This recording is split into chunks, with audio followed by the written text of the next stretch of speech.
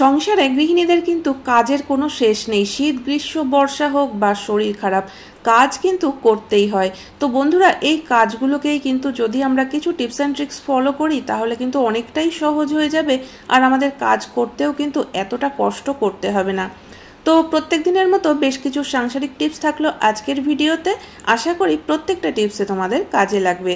টিপসগুলো ভালো লাগলে চ্যানেলটিকে সাবস্ক্রাইব করে নিতে একদমই ভুলো না।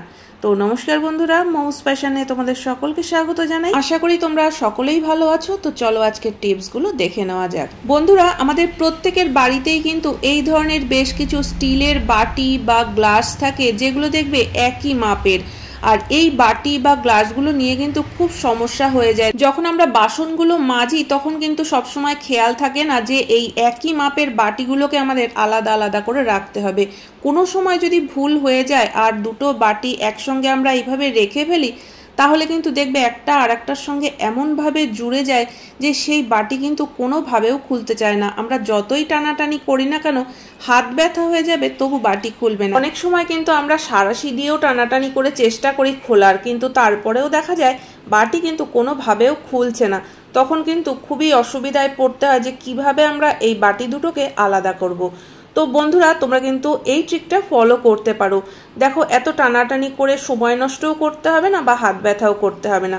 গ্যাসটাকে অন করে বাটি হোক বা গ্লাস এইভাবে কিন্তু কয়েক সেকেন্ডের জন্য রেখে দিতে হবে। বাসন মাজা ধোয়ার ফলে কি হয়, এই বাসনগুলোর মধ্যে কিন্তু অল্প হলেও জল থেকে যায়, আর সেই কারণেই কিন্তু জলে একটার সঙ্গে আর একটা বাটি আটকে যায়। তো টানাটানি না করে যদি আমরা গ্যাসের উপরে রেখে দিই, দেখবে বাটির মধ্যে যদি সামান্য জলও থাকে সেটা ফুটতে শুরু করবে, আর সেই বাষ্পের প্রেসারেই কিন্তু আর একটা বাটি নিজে থেকেই আলগা হয়ে যাবে। ট্রিকটা কাদের কাদের জানা ছিল অবশ্যই কিন্তু কমেন্ট করে জানিও। তো চলে যাচ্ছি পরবর্তী টিপসে, আর এই টিপসটা শাড়ি সংক্রান্ত। বন্ধুরা, আমরা যখন শাড়ি পরি তখন প্লিট তো করতেই হয়, আর তার জন্য সেফটি পিন লাগাতে হয় শাড়িতে, বা অনেক সময় আমরা সালোয়ার পরলে ওড়নাটাও কিন্তু সেফটি পিন দিয়ে আটকাই। তো এই সেফটি পিন লাগানোর ক্ষেত্রে যে সমস্যা হয়, দেখবে অনেক সময় কিন্তু দেখা যায় যে সেফটি পিনের পেছনের দিকের যে অংশটা গোল মতো, তার মধ্যে কিন্তু শাড়ি বা ওড়না একদম জড়িয়ে পেঁচিয়ে থাকে, আর এর ফলে দেখা যায় যে শাড়ি ব্লাউজ সব কিছুই কিন্তু এই সেফটি পিন খুলতে গিয়ে বেশ কিছুটা জায়গা ছিঁড়ে যায়। তো এরকমভাবে যদি কোনো দামি শাড়ি নষ্ট হয়ে যায় তাহলে কিন্তু খুবই খারাপ লাগে। তো যখনই তোমরা শাড়ি প্লিট করবে বা ওড়না লাগাবে, তার আগে কিন্তু এই কাজটা করে দেখো, কখনোই শাড়ির সঙ্গে বা ওড়নার সঙ্গে সেফটি পিন জড়িয়ে পেঁচিয়ে যাবে না, বা আমাদের কাপড়গুলোও কিন্তু নষ্ট হবে না। তো তার জন্য দেখো, এখানে আমি একটা টিপের পাতা নিয়ে নিয়েছি, আর তার থেকে ছোট্ট টুকরো আমি কেটে নিলাম। তো যে টিপের পাতাগুলো একটু মোটা, সেই টিপের পাতার থেকেই কিন্তু একটা ছোট্ট অংশ কেটে নিতে হবে, আর সেই অংশটাকেই কিন্তু সেফটি পিনের মধ্যে এইভাবে করে পরিয়ে দিতে হবে। আর জিনিসটা এমনভাবে রাখতে হবে যেন সেফটি পিনের পেছনের দিকের যে গোল অংশটা রয়েছে সেটা কভার হয়ে যায়। তো তারপরে যদি আমরা এই সেফটি পিনটা দিয়ে প্লিট করি তাহলে কিন্তু দেখবে কখনোই শাড়ি ব্লাউজ বা ওড়নার সঙ্গে জড়িয়ে পেঁচিয়ে যাবে না, বা খোলার সময় কিন্তু জিনিসগুলো ছিঁড়ে নষ্টও হবে না। তো তোমাদের কাছে যদি এরকম মোটা শক্ত টিপের পাতা না থাকে তাহলে কিন্তু আর একটা কাজও করতে পারো। অনেক সময় কিন্তু হয় যে পুরোনো শার্টের থেকে বোতাম খুলে পড়ে যায়, তো সেরকমই যদি একটা বোতাম থাকে তোমরা কিন্তু সেফটি পিনের মধ্যে এরকম একটা বোতাম লাগিয়ে নিতে পারো, তাতেও কিন্তু একই কাজ হবে। তো ট্রিকটা কেমন লাগলো অবশ্যই কমেন্ট করে জানিও। চলে যাচ্ছে এর পরবর্তী টিপসে। আজকাল কিন্তু প্রায় সবাই ননস্টিক বাসনই ব্যবহার করে থাকে রান্নাবান্না করার ক্ষেত্রে। ননস্টিক কড়াই বা ফ্রাইং প্যান বা চাটু, আর এই সব জিনিসগুলোতে রান্নাবান্না করার পরে দেখবে যে আমরা অ্যালুমিনিয়ামের যে কড়াইগুলো সেগুলো যতটা জোর দিয়ে মাজতে পারি, এই বাসনগুলো কিন্তু অতটা জোর দিয়ে মাজা যায় না। যদি আমরা খুব বেশি জোরে ঘষাঘষি করি তাহলে কিন্তু জিনিসগুলো নষ্ট হয়ে যাবে, আর যদি একদম হালকা হাতে মাজি তাহলে কিন্তু অনেক সময় দেখা যায় যে এর মধ্যে একটা তেল চিটে ভাব থেকে যায়, মানে ভালোভাবে পরিষ্কার হয় না বাসনগুলো, আর এরকম বাসনে আবার রান্না করতেও কিন্তু মন চায় না। তো আমরা খুব বেশি ঘষাঘষি না করে কিভাবে এই ননস্টিক বাসনগুলোকে পরিষ্কার করতে পারি সেই ট্রিকটাই আজকে তোমাদের সঙ্গে শেয়ার করছি। তো দেখো, এখানে একটা ছোট্ট বাটির মধ্যে আমি দিয়ে দিলাম 1 চামচ নুন, আর নিয়ে নিচ্ছি অল্প একটু কোলগেট, আর তার মধ্যে মিশিয়ে দিলাম সামান্য একটু ডিটারজেন্ট। তো এবার এই তিনটে জিনিসকেই কিন্তু খুব ভালোভাবে মিশিয়ে নিতে হবে, আর তার জন্য এখানে আমি সামান্য একটু জল ব্যবহার করেছি।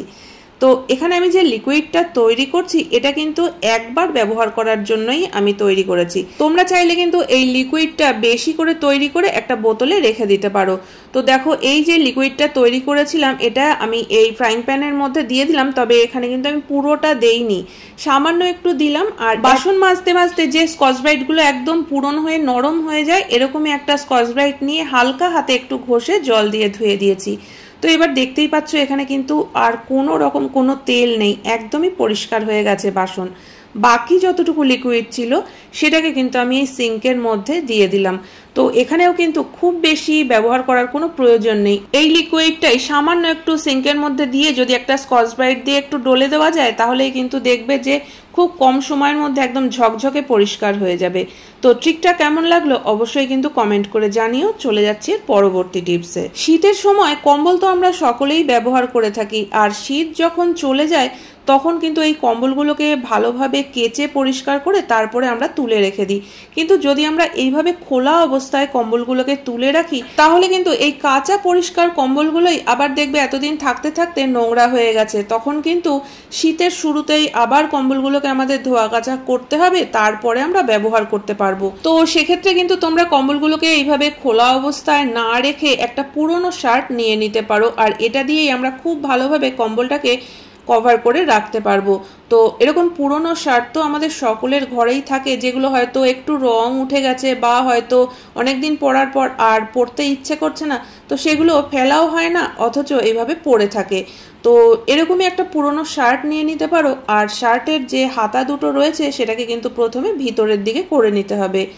তো এখানে আমি হাফ হাতা শার্ট ব্যবহার করেছি, তোমরা কিন্তু যদি ফুল হাতা শার্টও নাও তাতেও কিন্তু কোনো সমস্যা নেই, একই কাজ করতে হবে, হাতা দুটোকে ভিতরের দিকে করে নিতে হবে। আর তারপরে এইভাবে যদি কভার করে নাও তাহলে কিন্তু দেখবে খুব সুন্দর একটা কভার তৈরি হয়ে যাবে, কোনো রকম সেলাই বা কাটাকাটি কোনো ঝামেলাই করতে হবে না যদি আমরা এরকম একটা পুরনো শার্ট ব্যবহার করি। এখানে আমি একটা সিঙ্গেল কম্বল রেখে তোমাদেরকে দেখালাম, তোমরা কিন্তু চাইলে অনেক ভারী মোটা যে বড়সড় কম্বলগুলো হয় সেগুলোও রাখতে পারো। আর এইভাবে রাখার পরে যদি তোমরা বোতামগুলো আটকে দাও তাহলেও কিন্তু খুব ভালোভাবে কম্বলগুলোকে রাখা যাবে। তো একটা শার্টের মধ্যে কিন্তু ভারী মোটা কম্বলও চলে যাবে। ট্রিকটা অবশ্যই ফলো করে দেখো, আশা করি তোমাদের কাজে লাগবে।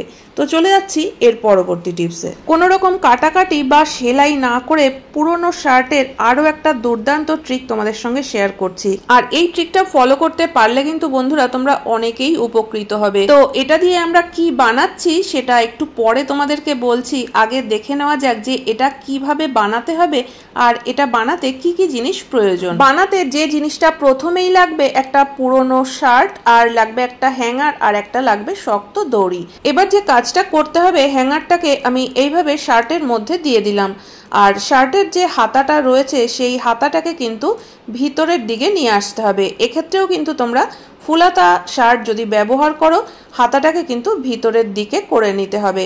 আর শার্টের উপরের দিকের বোতামগুলো কিন্তু আমি খোলা রাখবো, নিচের দিকের কয়েকটা বোতাম আটকে দেবো।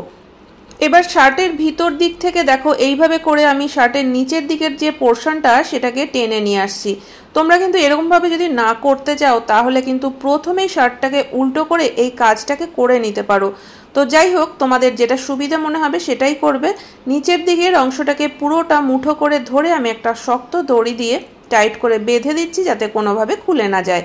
আর এবার কিন্তু জিনিসটাকে ভিতরে করে দেবো। তো যে জিনিসটা তৈরি হলো এটা কিন্তু আমরা ওয়ালে যদি কোনো হুক লাগানো থাকে বা দরজার পেছনে বা যে কোনো জায়গায় কিন্তু আমরা এইভাবে করে টাঙাতে পারি। যদি তোমাদের কাছে কোনো শক্ত পেস্টবোর্ড থাকে সেটা নিয়ে নিতে পারো, আর এইভাবে করে জামার নিচের দিকে দিয়ে দিতে হবে যাতে নিচের অংশটা একটু শক্তপোক্ত হয়। তো চলো দেখে নেওয়া যাক যে এই জিনিসটা আমরা কিভাবে ব্যবহার করতে পারি। অনেক সময়ই হয় যে প্রত্যেক দিনের জামা কাপড় হয়তো প্রত্যেক দিন কাচাকাচি করা হয় না, আমরা যে কোনো একটা জায়গায় জমিয়ে রেখে দিই বা কোনো লন্ড্রি ব্যাগ কিনে তার মধ্যে করে রেখে দিই, আর তারপরে কিন্তু আমরা সেখান থেকে নিয়ে জামা কাপড়গুলো কাচাকাচি করি। তো সবার ঘরে কিন্তু জায়গা সবসময় সমান থাকে না, তো সেক্ষেত্রেও কিন্তু লন্ড্রি ব্যাগ যদি না কেনো তোমরা এইভাবে একটা পুরনো শার্টের মধ্যে যেসব জামা কাপড়গুলো কাচাকাচি করবে সেগুলো রেখে দিতে পারো। আর বোতামগুলোকে আটকে দিলে কিন্তু বোঝাই যাবে না যে এর মধ্যে কি রয়েছে। এছাড়াও কিন্তু কোনো বিশেষ কারণের জন্য হয়তো 1-2 মাসের জন্য কোথাও বাড়ির বাইরে ভাড়া থাকার প্রয়োজন হয়, তো সেক্ষেত্রে কিন্তু ফার্নিচার নিয়ে যাওয়া সম্ভব হয় না। তো জামা কাপড়, বই, খাতা এগুলো রাখার জন্য কিন্তু তোমরা এই জিনিসটা একটা বানিয়ে ব্যবহার করতে পারো।